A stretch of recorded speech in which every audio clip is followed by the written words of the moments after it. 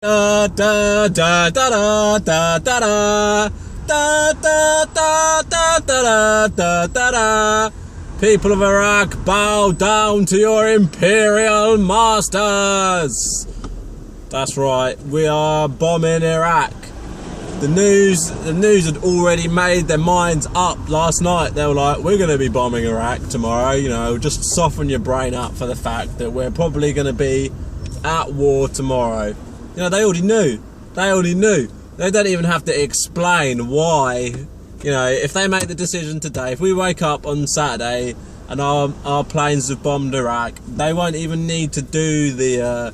they won't even need to explain it, you know, because consent has already been manufactured through fucking months and months of going on about how terrible ISIS is. You know, they're the worst. I reckon they basically just ramp up the propaganda and then take a few opinion polls. And if their poll comes back, no, you know, 2/3 of people said it'd be wrong. Oh, let's ramp up the propaganda some more, you know, let's fucking behead some journalists, quick. They've caught a journalist, let's just fucking harp on non-stop on the front page about his family. Oh, he's such a nice guy, he was just over there doing you know, humanitarian work. Oh, he's such a nice guy, you know, he was the life and soul of the party. Whatever room he walks in, fucking hell, alright, we know. I feel sorry for him, and I feel sorry for his family. I feel even more sorry for him for the fact that you know, their pain and suffering, his pain and suffering, the family's grieving, you know, that's being used to like propel us towards a course which is only going to lead to fuckloads more suffering and grieving. I don't understand. You know, there was a war on terror that's been going on. We've been at war with Al Qaeda, with terror. We've been at war with like an adjective for 13, almost 15 years, and we haven't managed to wipe out terror. So how long is the war with ISIS going to last for? I don't know. I don't even know. They're saying, I thought it was going to be a quick bombing campaign, no troops on the ground. Then Hammond's come out and he said 3 or 4 years. 3 or 4 years of bombing. Jesus Christ. BAE must be rubbing their hands together with glee. 3 years of bombing. Oh, can you imagine that? 3 years of bombing. The Director General of BAE must be beside himself. It's shocking. I mean, you can't... Ed Miliband, the best, probably the only decent thing Ed Miliband has done, apart from sticking up for his dad, was managing, you know, standing up to not only David Cameron, but he must have stood up to the lobbyists, he stood up to Barack Obama, he stood up to the American Congress, he stood up to a lot of people when he said no to Syria. Then we find out today his standards are, yeah, we're not too happy about bombing the army of a sovereign state because that has got major repercussions which I don't want to deal with, but I'm more than happy to bomb a ragtag group of nobodies that's accountable to no one. They're not a sovereign state, so we don't have to deal with the UN if we like violate their human rights or any kind of war crimes. Let's just fucking decimate them. That's Ed Miliband's standards of decency. I mean, I don't know if like the lobbyists have really got to him or what, you know. So if you want to vote for a Prime Minister in the general election next year that, you know, will say no to war, well, you've got no choice basically, because, you know, between now and the general election in like 8-9 months time, you know, we're going to see hours and hours of news footage, of news coverage. We're going to see miles of newspaper column talking about a general election. We're going to have debates, we're going to have arguments, we're going to have signs. You know, it's going to be fucking mental. And then the chances are no party is going to get a majority, so we're going to see a hung parliament. And then we've got like weeks or months of debate after that of, right, is our constitution correct, is the system right, first past the post. We're going to go through all of that between now and the next Prime Minister, and it's either going to be David Cameron or Ed Miliband. So we're going to go through all of that. We might as well just flip a fucking coin, because it doesn't matter who you vote for, you're going to get one of them two people, no matter what happens. Unless one of them two dies between now and then, it is going to be a choice between two people, which I don't really see as a democratic choice, in my opinion.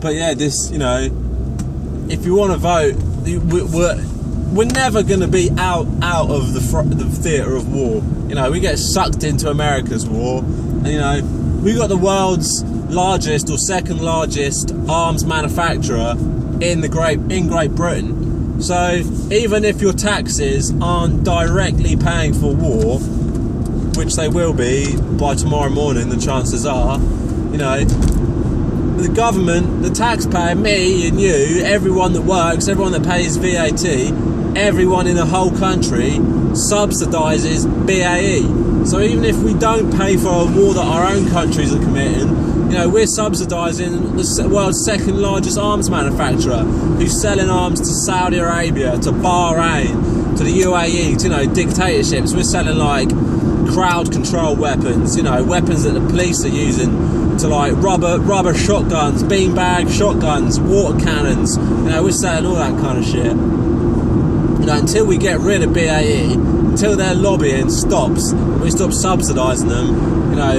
the United Kingdom is never going to be more than just round the corner from another war. And another question, I just don't understand, you know, they've kind of appeased most people, you know, people that were on the fence about whether we should go to a war, because, you know, the main thing that the majority of people don't like about war is dead British people. You know, dead British people coming back with a coffin, with a Union Jack draped over it. That's the main thing that people don't want to see.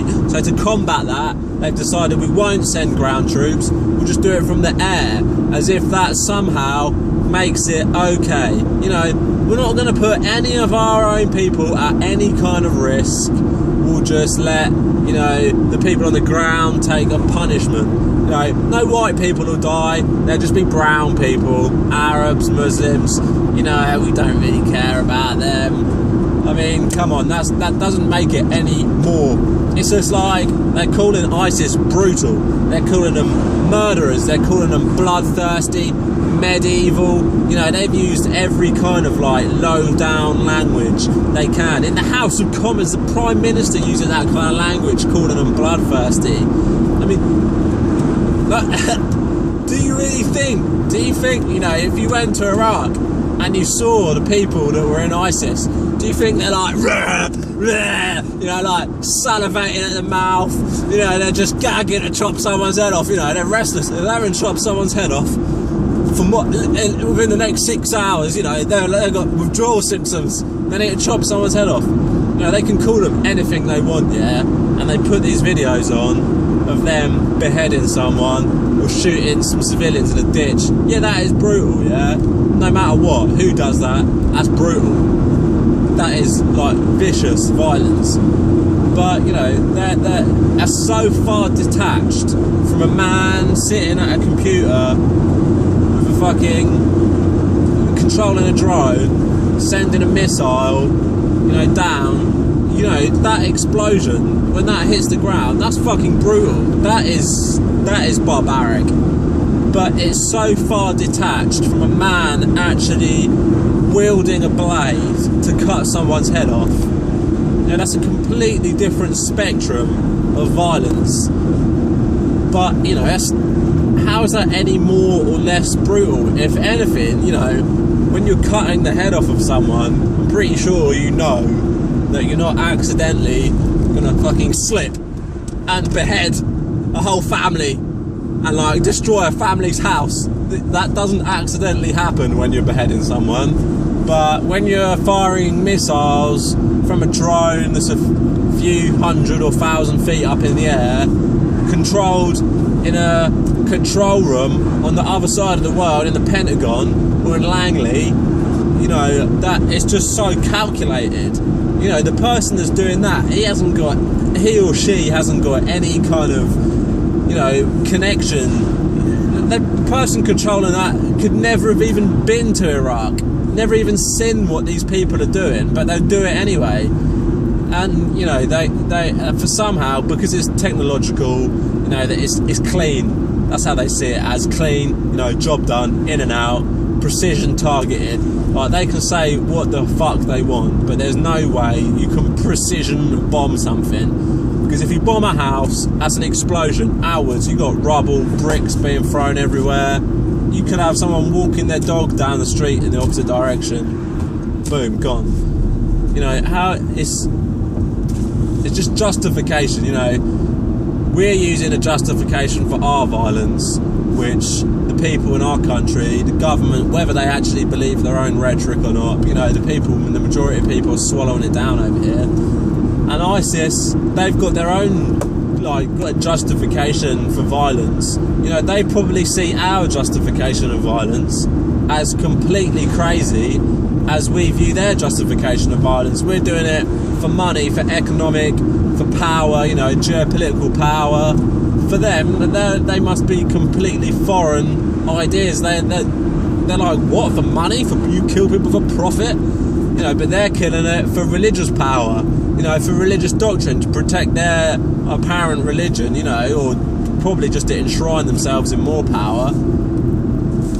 You know, you can't claim one type of violence is better than another type of violence, any more than you can say, you know, that one white person being killed is more important than a whole town brown people being killed. You know, you can't, there's no hierarchy of death. A human life is worth a human life.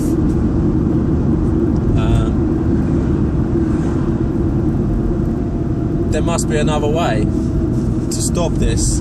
I mean, we're an austere country. You know, we haven't got money for child welfare. We haven't got money to pay nurses, doctors, GPs, firemen, bin men. They're all, you know, anyone in the public sector. No, we haven't got money for them. We haven't got money for housing. The most vulnerable people in our country are getting punished by this government. But at the same time, they've got money to fly their warplanes, aircraft carriers halfway across the world. There's got to be, you know, fair enough, we can say that we support this war. We want to stop ISIS. Fair enough. But if you cannot justify it whilst we have this austerity going in the country. You spent the last 5 years talking about how poor we are, and then America clicks their fingers and we're in a war with them. You know, Turkey have got a fucking massive army. Iran have got a massive army. Iraq have got an army. Saudi Arabia have got an army that Britain has pretty much single-handedly built for them. All these countries surround Iraq and Syria. I mean, even Assad himself has got a powerful army. He's got jets. So, you know, why can't we get them in a coalition together? Why can't we like form, you know, a party to say, you know, let's get these people to clear out their own backyard? Fair enough, we probably started it, but they've got the means to end it.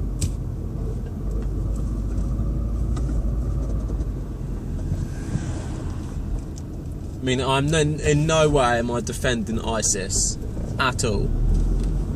But there's, you know, violence breeds violence. It was like Owen Jones said it, you know, as soon as America intervene in a Islamist state, that's it. It's like putting a magnet down on the map, and every extremist, every nutter is just drawn to that magnet. You know, ISIS are the most brutal people in Iraq right now, but then we're going to start dropping bombs indiscriminately, and then that's going to turn us, that's going to put people on ISIS' side. They're going to say, well, if you're going to kick out the Americans, fair enough. It's a crazy world. What can you do? I'm Colby Smith. Thank you very much for watching this. Enjoy your day. Please subscribe to my video.